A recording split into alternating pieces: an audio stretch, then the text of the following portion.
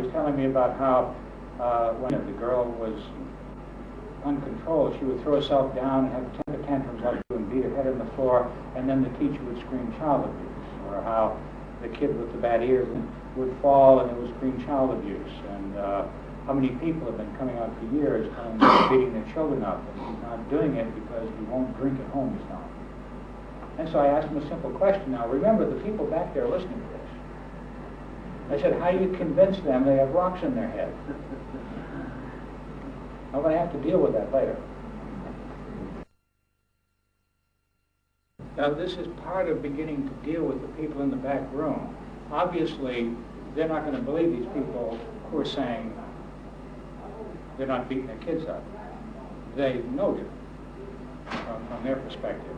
One of the things they would want is some reassurance that there are other responsible adults around whose evidence, if you want to call it that, they can rely on. So I'm going to start talking about what other sources of help and input are there, so that it's just not a matter of whose word is right. This is beginning to deal with that question that you raised. Kind of light conversation, but actually that part of that is for the people watching this. They've described this lady as not being too bright. And she's talking now rather intelligently about how these soap operas, these dramas they have on television, are one like each other. They just have some different actors and they play the same script over and over again, which is a pretty bright, critical comment. They've got to see her as being a little different than that not too swift woman they described her as. I wonder, you say you're trying to make a swimming pool for the family, and you talk about topics that create friendliness and warmness. Yeah. And I guess you're a long way from home. Oh, and I guess this is a one-time consultation. Right. Would it make any difference if this is a family that you would work with? No. I would just continue this.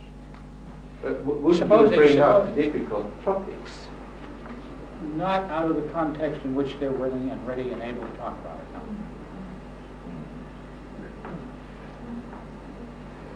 Just to start with, if supposing this was a family I was going to see in continuing therapy, if we stopped at this point, they would be very willing to come in next week and talk some more. But had I got into a confrontative situation about what's right or wrong, they would not, and probably would not show up. They'd just stop it. Excuse me. What had been said to the family? About coming? Yes. Well, very important question. I neglected that. Yeah. I asked the social worker, my friend that referred them to me, just tell them that I'm going to be in town, and that to this point in time, we don't seem to be able to understand how best to be of some assistance to them in their work, and that I have worked with a bunch of families like this. Maybe I would have some new ideas. Very general. If I were to be able to give a piece of advice to every therapist in the world, it would be very simple. It would be go slow. I think we get into more trouble trying to go too fast. Now let me also say this. If I really, and this again is a value now, this is not with reality, this is a value. If I was really concerned that these kids were getting seriously hurt or in danger, I would move in and do something. I would call the police. But that's not because it's going to do the kids any good. That's not because it's going to do the father any good or the mother any good. It's because it bothers me. It's my value. And I'm perfectly free to act on it if I need to. And I would not be so presumptuous as to take the position that what's good for me is good for the world. Which is a mistake I think we sometimes make in our field. Is that if a kid has a problem, you examine the kid and diagnose the kid and see what's wrong with the kid to understand the problem. We're trying to develop a more systemic view that if kids having a problem, we want to work with the whole context, which is the kid, the family, the school personnel, and the community in which the kid's living, and try to find out what's the problem system to work with for that particular problem. And dealing with some rather serious skill problems in this regard, I think, rather well. It's something we hope to be able to write up next year and present at a meeting in terms of the data we're gathering.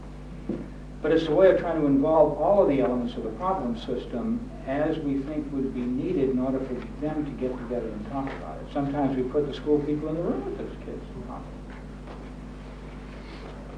with the family. Or sometimes we'll get 2 or 3 families and 2 or 3 of the school people work. So it's not just a simple passive thing. When I said co-create, we are actively creating with, but we're doing it in a way in which we can all survive. But it's not a passive process. In my experience, and this is just my experience, coming from this perspective, we meet less resistance from families, and families are much more willing to talk about these issues than more traditional work. This is one of the, for instance, in our work with abusive families that are referred from protective service, where there's a lot of family violence.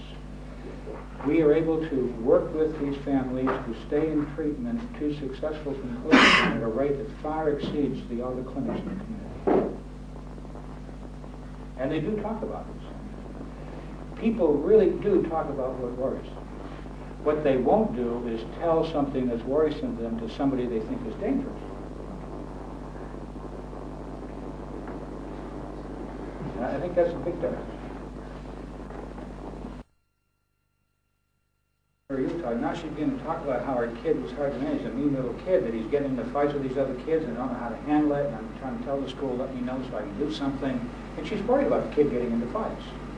So she's beginning to talk about issues that had we tried to talk about them earlier, she would have assumed I was blaming her, but now she can talk about it with me as a consultant with her rather than someone that's dumping on her. I think it's common that especially family therapists often have bad conscience for not taking enough care of children in family therapy, that children are sitting there looking in the ceiling. And do you have any points of view on that? Yeah, I'm a little concerned right now about this, and pretty soon I'm going to send the kids out and have the social worker go buy them a Coca-Cola and get them out of there. I think they've gotten what they can out of it right now and gone as far as we need to go with them. But I still have a ways to go with the parents, and so I'm not thrilled. And so in a few minutes I'm going to send the kids out. So you will have no problem with talking with the parents afterwards? No, I don't define therapy as needing to have everyone in the room at the same time. I want to work with whatever relevant members of the problem system I think are useful at that moment, whoever that might be. Had you decided in the beginning how long this session should last? Very generally, yeah. On a consultation of this sort, I'm never sure how long it's going to take. And so I will always set it up for a minimum of 2.5 hours, so that I don't feel pressured for time. If I finish before that, we'll quit before that. This one lasted about 1.5 hours. And they were prepared for that. Yeah.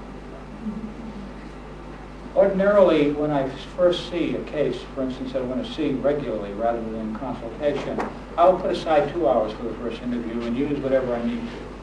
Ordinarily, after that, it doesn't. An hour seems to be sufficient. But again, I'll use only whatever I think is useful if we finish before the hour was through. I don't feel a slave to the clock. If I'm in the middle of something and an hour is not enough, I will tell people, look, we're not finished with what we're talking about, and I do have an appointment right now, so we need to stop. What's the soonest we can get together and pick this back up? And if possible, that very day if I can do it. And so I don't like to make sure. As a matter of fact, in making appointments in general, I never make more than one appointment. I never commit people to more than the next session. And I will try to make as much use of that session as I can. If at the end of that session we'll talk about the next session. But I never say we'll see each other regularly Mondays at 4 o'clock. I say I'll see you next Monday at 4, and then next Monday at 4 we'll talk about when we're going to meet again. And so I never make more than the next appointment, and that next appointment is going to be variable in terms of how much time. I never try to commit people to long-term work, independent of the nature of the problem. Always just the next appointment. What is your philosophy to do that? What is your philosophy to do that? Because I see myself simply as a consultant with people in their struggle, and need it only to the extent they feel I'm helpful to what they're doing. When I say we'll see each other Mondays at 4, then I'm talking about what I think I need to do to them. And I want I don't want to assume that position. I want to work with people, consult with people around what's a problem for them, rather than consult with them about what I have defined the problem to be. And so that decision is really theirs, not mine. But in this instance, they were prepared to spend, I think, 2.5 hours if needed. But they were told that it might be shorter. I really don't like to, on a consultation in a case as complicated as this, I really don't like to feel squeezed for time. And would rather just take my time in talking with them rather than rush it. Again, that go slow for me is an extremely important position. Do you take pauses? Pardon? Do you stop and have a pause? Break. Break. A pause, yeah, I might. If I was feeling tired or puzzled or confused, or if I find myself getting irritated, I would want to sit and talk with myself about what the hell's happening. In this instance, no. Ordinarily, my personal experience, and this is now at a personal level, not a theoretical level, is that if I'm really engaged in a conversation, and I think I am with these people, I find it a stimulating and exhilarating experience rather than a deadening. If I find myself feeling dead or exhausted, it's usually because I'm working too hard, and it's usually because I'm trying to push something at somebody rather than working with them. But if I'm really in a conversation, like I think I am here, I find the feeling of tiredness just doesn't happen. I feel more excited. Do you ordinarily work alone, or do you have co-therapists together with you? I don't usually work with co-therapists, although there's an exception to that. I sometimes work co-therapeutically with Harleen, although it's co-consultative. I don't like the concept of co-therapy. That concept bothers me a little bit. Why? Well, it sort of assumes that all therapists are in there doing the same thing and there's continuity across therapists, and I don't think that's true. And that somehow or another you've got to be supportive of each other. If I had two people, I'd rather have somebody watching that I can talk with rather than in the room with me. But also, in the therapy we're doing at the Institute, as I mentioned earlier, all the rooms are available for observation, and any one of our staff at any time can walk in and watch, and we don't know if they're doing it or not. And at that point, they can call in and consult if they want to, too. It's a very open system. Do families like that openness, say, to deal with another therapist or working? The only families that have ever objected to that have been families that have had a long history of other treatment, where the treatment has been more psychodynamic, and this is kind of a violation of that sort of confidentiality, but they usually get over it. And they're told that this can happen before they start, so that they understand. And most families are a little flattered. Sometimes what I'll do, if a consultant calls in, I'll say, well, come on in and share our views, and I'll have that consultant come in. And I'll talk with them about what they might have observed and what they think is helpful, and I'll talk with the patient about what do you think about what Joe said, and then the consultant leaves and goes and watches again. So it's turned into an active participant affair very quickly. If you were the one that should work with this family, would the family be free to break the contact with you? What will happen to this family if they say this is the last time? This is the what? The last time. The last time. Yeah. I would wish them luck. You would wish them back? Luck. Good Yeah, luck. no, but I think for whom is this a problem?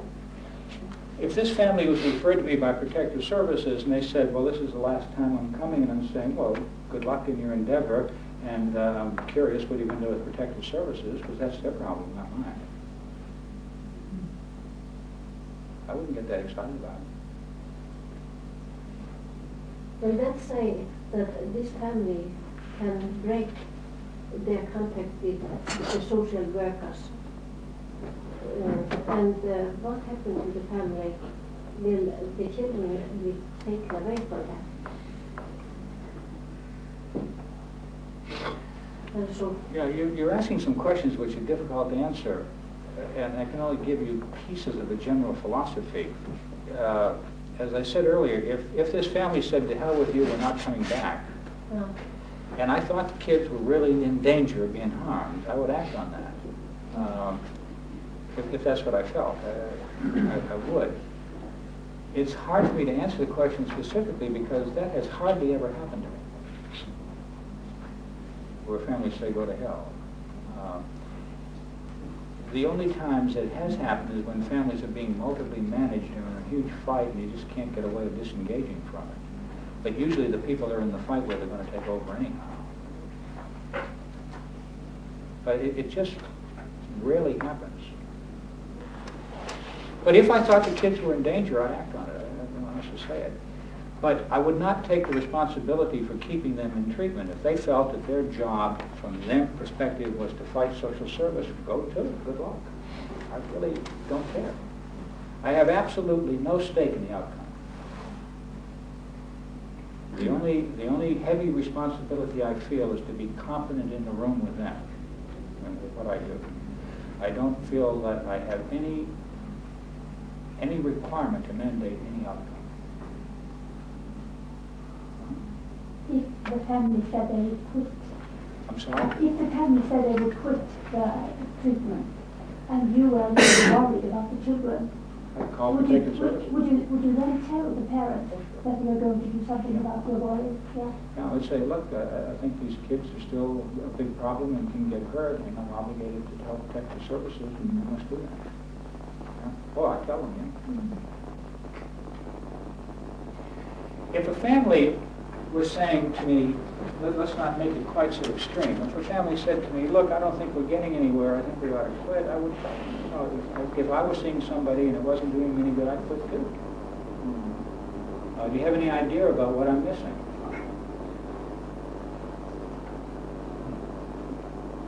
And then they'll start telling me where I'm missing the boat. And usually at that point, they're going to stop the idea of quitting. It just doesn't really happen. Now, if you're into, and this is where the context in which you're working makes a difference, if you're into a family that's being coerced into therapy by some external authority, then that's more apt to happen. And particularly if you take your mandate as trying to fix the problem the authority has rather than the problem the family has. See, in this situation here, I have avoided very carefully being responsible for their good behavior, which is what the social service department is responsible for. That's their job, that's not mine. And I want to be very clear that those are different responsibilities. My mother won't tell one of my brothers up there that this is the case, but I just found out about it and made her tell me about that mix-up that might have occurred. And this is different than in our family. In our family, we tell each other everything. No secrets. Interestingly enough, this history of that possible mix-up is a history that all of these armies of people that have worked with these people for years never got. Brand new history. Which is an interesting thing about history. I think any time you change your description of the problem, any time you develop a new story, you change history. There's no such thing as a fixed history, which gets into the issue of truth, which we're raising a while ago. Anytime a new narrative is developed in a conversation with people, you develop the history to support that narrative. It's just in the nature of history.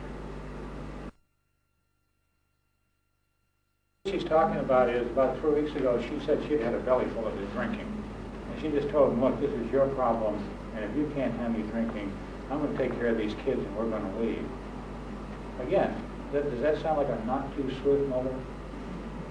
Uninterested in the kids? And he's talking about how he decided he really needed to do something about it, once saw the Vietnam counselor. He's also talking about something which is interesting, that, and he talks more about this later on here, but how sometimes you wake up with these nightmares and you try to strangle the kids. He's beginning to talk about the physical abuse that the welfare people have been worried about. And indeed it does come out, and indeed they will talk about these things. But within a setting and a context that makes sense and that they can cope with and deal with. And you know, it's not bad for a guy who's in a big fight with this many people from agencies to within 1 hour start talking about this. I think that's pretty rapid. So I think my experience is that if you take this position, it's not just sitting back and letting anything go. In fact, it happens faster. And if you go slow, it goes faster. It's a paradox. It's like Norwegian weather. It never behaves the way it should. I was just drinking 7 days a week. For a while he wouldn't drink on Sundays, but lately he's been drinking 7 days a week. And that's why she laid the law down and said, no, I'm not going to take this anymore. And then he's saying, well, this would get set off. He'd get calls from his grandmother or letters from his quote mother, and he just couldn't handle it. And sometimes she would act like his mother. It really began to talk about the kinds of things that people with major drinking problems in a relationship talk about. And again, this is all within the context of an hour, which is pretty fast, I think. I have one comment here. You're developing a very fine conversation, very far away from the topic of field of circular questioning. Oh, yeah. Do you have any comments on circular questioning? Yeah.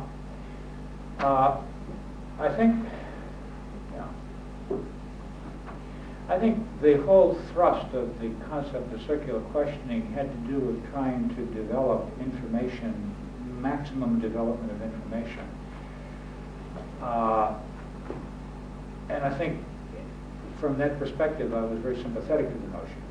But I think what happened is, as it got put into practice and use, circular questioning got more and more to do with trying to relate, if you will, what was being talked about to a theme having to do with family theory and family structure, and that I feel very uncomfortable with. And so I just don't do circular questioning. But I think the information that develops is very circular, in the original sense of the word. I think circular questioning was a way, a potentially useful way of developing the maximum development of information flow, but I think in practice it got badly misused.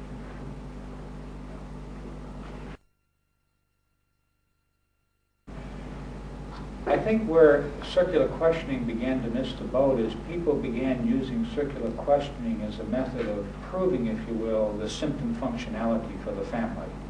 And I think at that point it really then became a way of shutting information off, telling people what really happened rather than listening to their telling you what really happened. I think that's where it went wrong, yeah.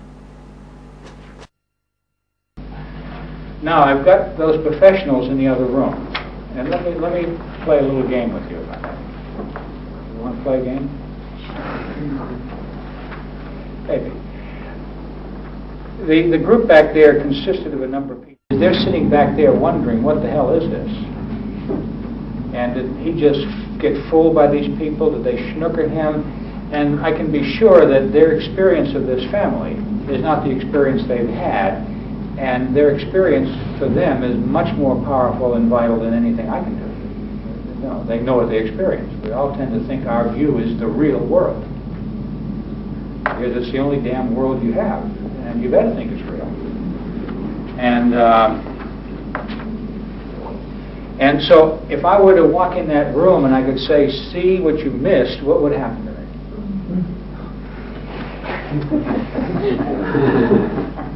They'd kill me, wouldn't they? And I do know that this family does have a lot of problems. There's a lot of problems here that need work and help. And that the only people who can do this, work with them, are the people that are sitting in that room. And somehow or another, I've got to do something that permits that to happen. So let me ask you, you can be any one of those people back there. You can be a rehab counselor, you can be a VA counselor, you can be a doctor, you can be a social worker, you can be a psychologist, anything you want. You're sitting back there having experienced this. And the family you know is this family here that was described to me. So what I did was I walked in the room and I just shook my head and I sat down. I was tired. And I said, I really don't know. And I just looked at them. What would you say back to me if you were those people in that room?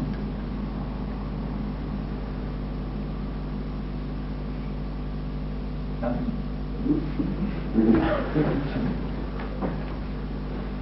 You really stay quiet. What do you mean you don't know?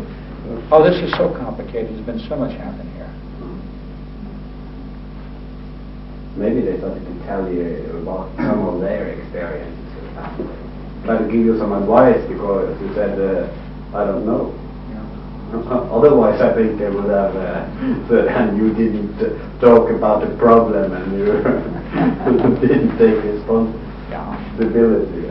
They began talking a little bit about some of their experiences and yet how this was a little different and they weren't too sure themselves. See, what I was doing was responding to their uncertainty.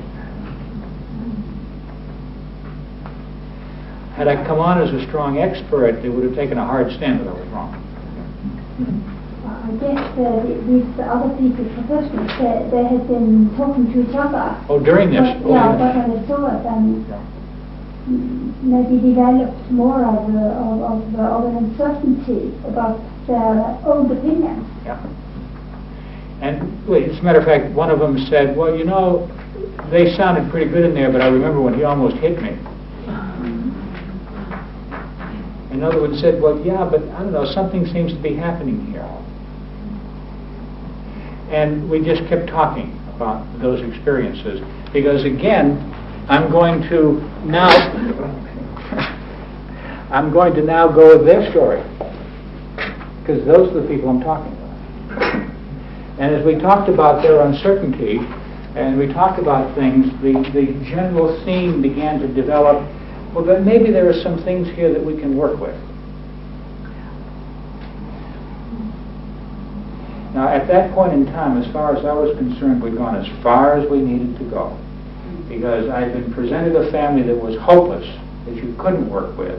And now they're talking about maybe there's something here you can work with. And not only do I believe in going slow, but I also believe in being very modest about your ambitions. I think as therapists we sometimes get much too ambitious for the people we work with. And if somebody moves from the position of impossibility to maybe there's something we can do, as far as I'm concerned, that's a giant step. Quit right there. Don't go any further. And so I said, good luck. I wish you well in your work, and I left. And that's the advantage of being a consultant. You can do that.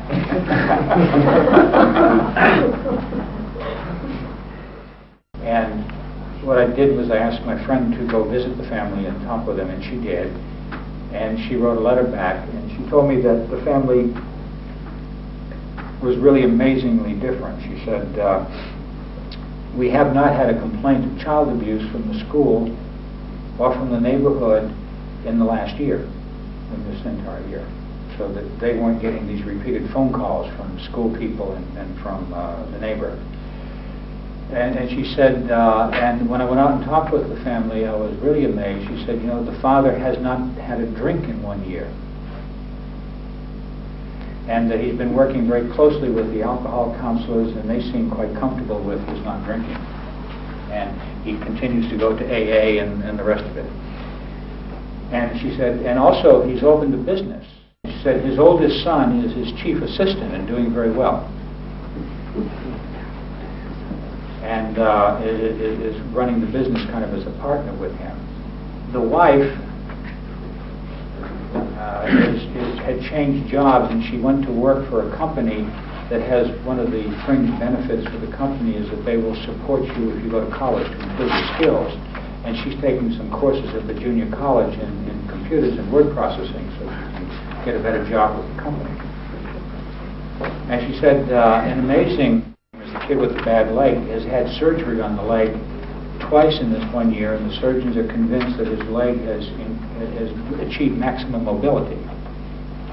And he's also doing quite well in school. He's making B's and C's now and is out of that cage they had him. And she said the funny thing happened just a few weeks ago. His grades began to slip, and they sent home a warning note from the school. And she said the father went up to the school, and unlike what used to happen, she said he didn't get into a fight with the teachers. And he asked the teachers if they would be kind enough to provide him the homework assignments, and he would sit down after class each day and make sure the kid did the homework and get his work in. She said, you know, it's amazing, he didn't have to do that because the boy's grades immediately improved. And then she said, and is beginning to read and write in the school she's going to, and has stopped eating garbage out of the garbage pails, and the teachers are very encouraged that maybe she will fully learn to read and write in the special ed class she's in. And that young man has had surgery on his ears, and the ear doctor has reported that his hearing has become only mild deafness in one ear and moderate in the other, and there is some hope with some additional surgery that the hearing in the second ear can be improved also. And that he is no longer flunking in his class. And she said the teachers amazingly moved him up to the front of the class where he can hear rather than the back of the class where he used to be.